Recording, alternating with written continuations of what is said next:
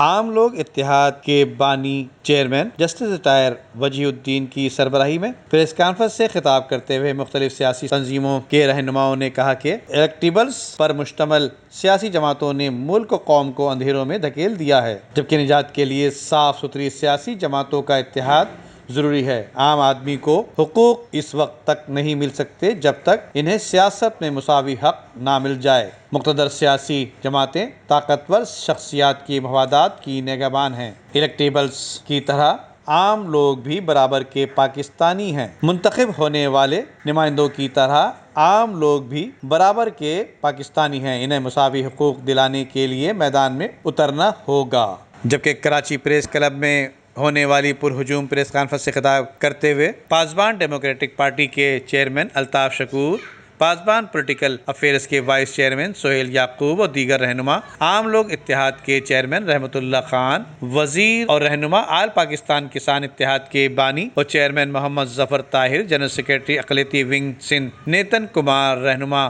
عام عوام تکمیل پاکستان کے صدر کرنل محمد افضل رانا، عام عوام تکمیل پاکستان تھنک ٹینک کی چیئرپرسن ڈاکٹر شاہدہ وزارت، رہنما ڈاکٹر فریحہ بخاری، راحیلہ بھٹی، خاکسار تحریک کے رہنما سمیت مختلف سیاسی تنظیموں کے نمائندے بھی موجود تھے۔ Amjad Iqbal, M7 City News, Karachi.